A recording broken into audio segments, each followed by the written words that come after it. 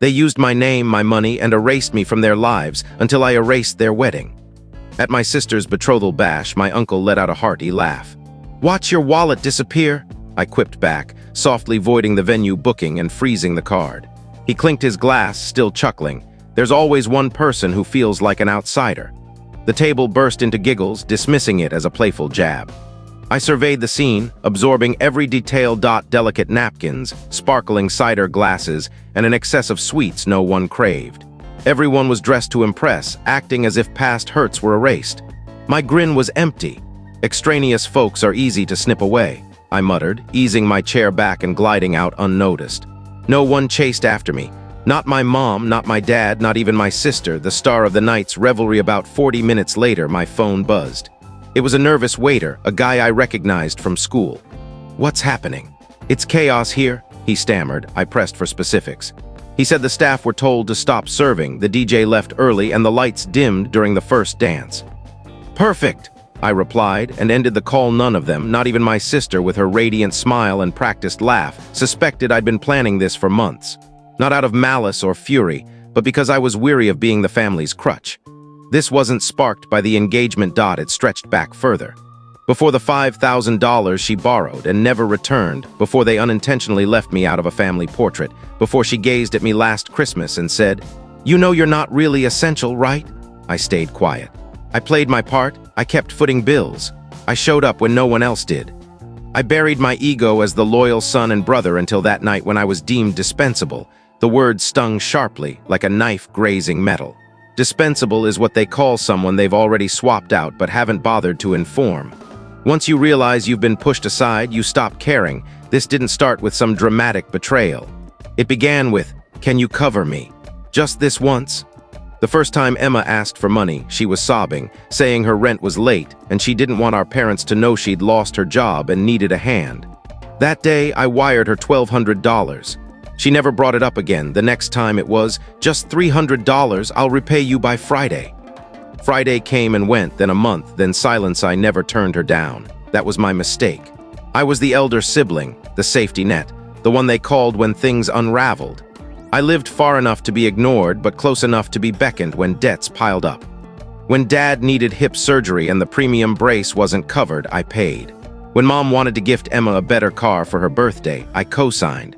When their furnace broke in February, my phone pinged at 2 a.m. with a PayPal request. Their response was either silence or worse, as if they deserved it. At first, I told myself this was family devotion. That's what you do for kin, isn't it? I thought if I kept giving, they'd eventually see me as more than a wallet. I was wrong. The first real jolt came when Emma got engaged. I learned about it through a glossy Instagram reel, her staged surprise on a rooftop, as her fiancé slipped a ring worth more than my car onto her finger. Cider fizzed, a drone hovered above, and the caption read, "I said yes, thrilled to celebrate with those who matter most." I stared at it for 10 minutes, checking for a missed text. There wasn't one.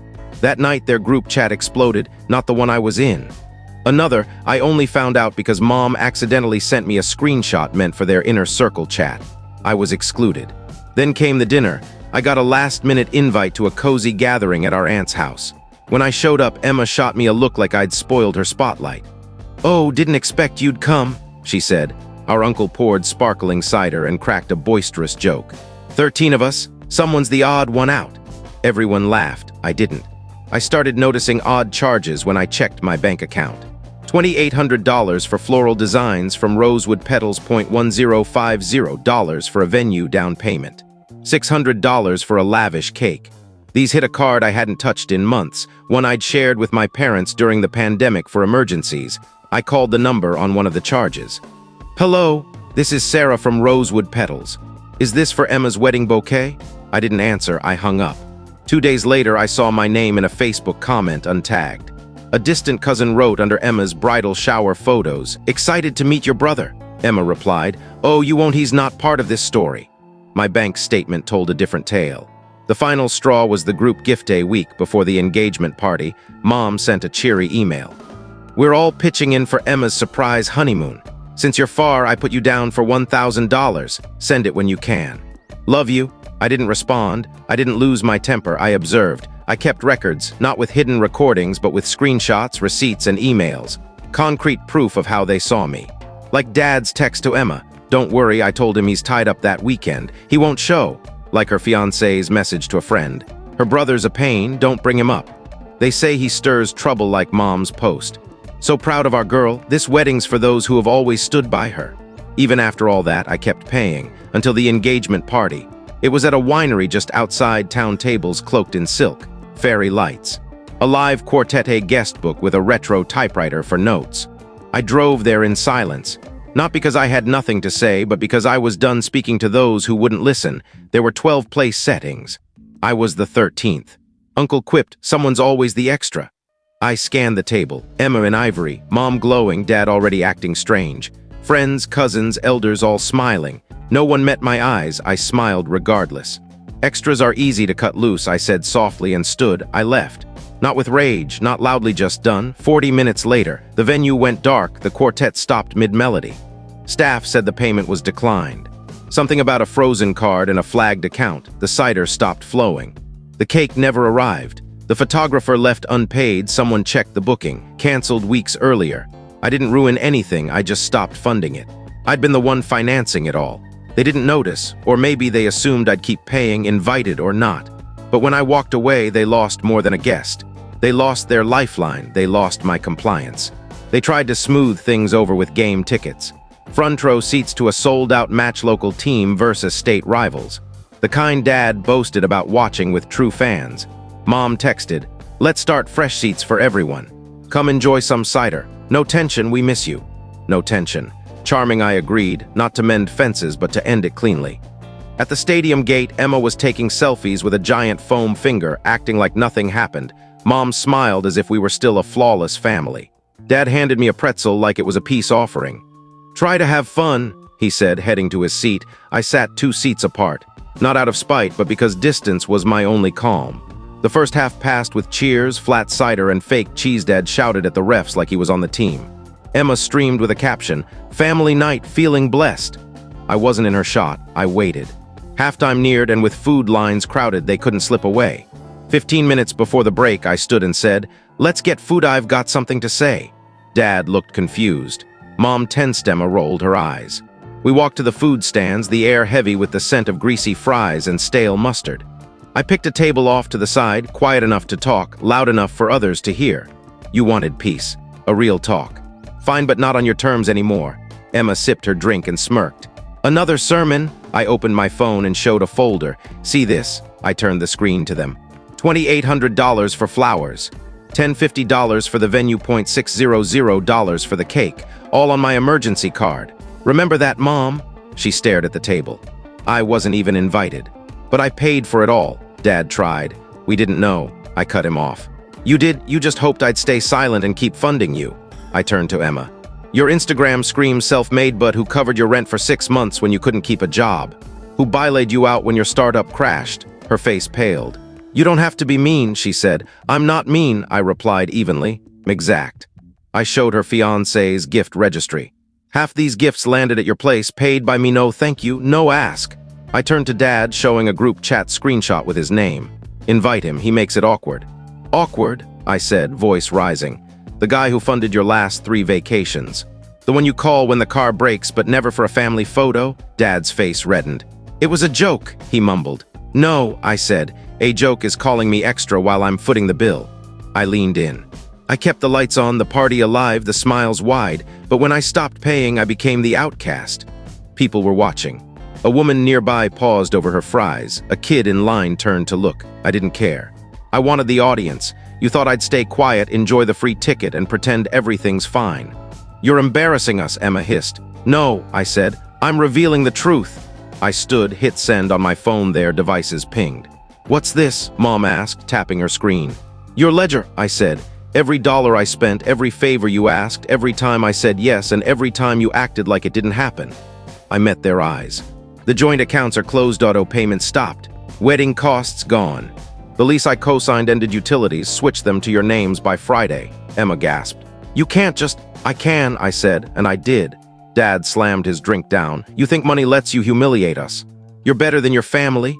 No, I said. I think taking someone's money behind their back while acting like nothing's wrong is betrayal. I'm done bankrolling it. Silence fell. Mom whispered, "You'll regret this." I looked at her, seeing her clearly for the first time. "No," I said. "You'll regret losing the only one holding this family together." I turned to leave one step, too, then I stopped. "Thanks for the ticket," I said. "Keep the seat, but from now on, I sit alone."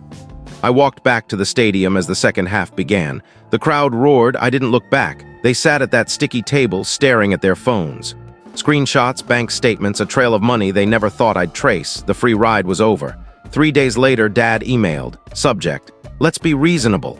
Message: "We know you were upset. Things got heated. Let's not escalate. Can we talk?" I didn't reply. I forwarded it to my lawyer. My attorney was calm, always in simple gray suits. He drafted a 3-page letter, clear and firm. This details the unauthorized use of Mr. Last Name's funds, including fraud and financial misuse. Repayment is due within 10 business days, or legal action will follow. We sent it certified, signature required. They signed. 5 days of silence followed, then money started trickling in. $300, then $1,100, then $8,600 labeled partial repayment. "Sorry for the oversight." Oversight. I sent my lawyer a screenshot. He fired back another letter that day.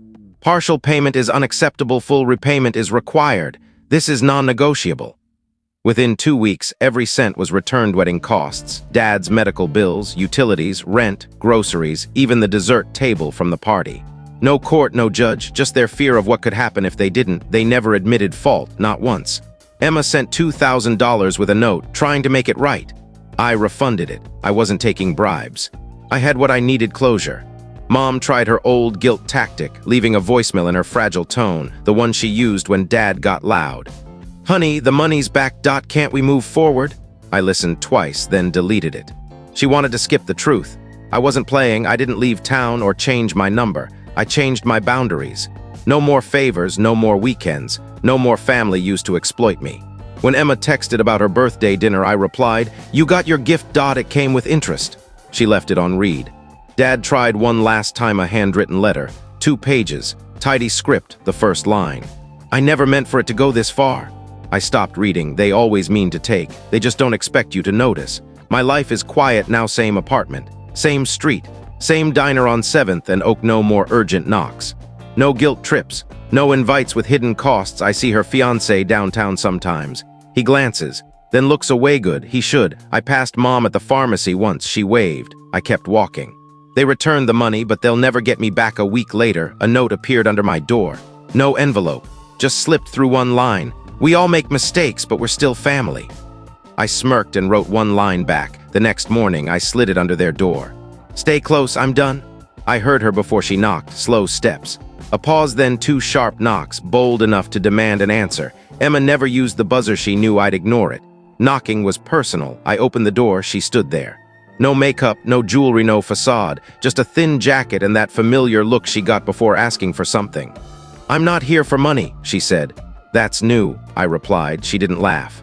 "I want you to think about it." "The wedding?" I asked. "What about it?" "I want you there." Silence. "It'll be small, no drama, just family. I want you to come." I said nothing. She pressed on. "I know we messed up. I know I did. But I don't want my kids growing up in a broken family. You're still my brother." "No," I said. "I was your bank until the funds ran out." She flinched. Not because it was harsh, but because it was true. "Not proud of it," she said softly.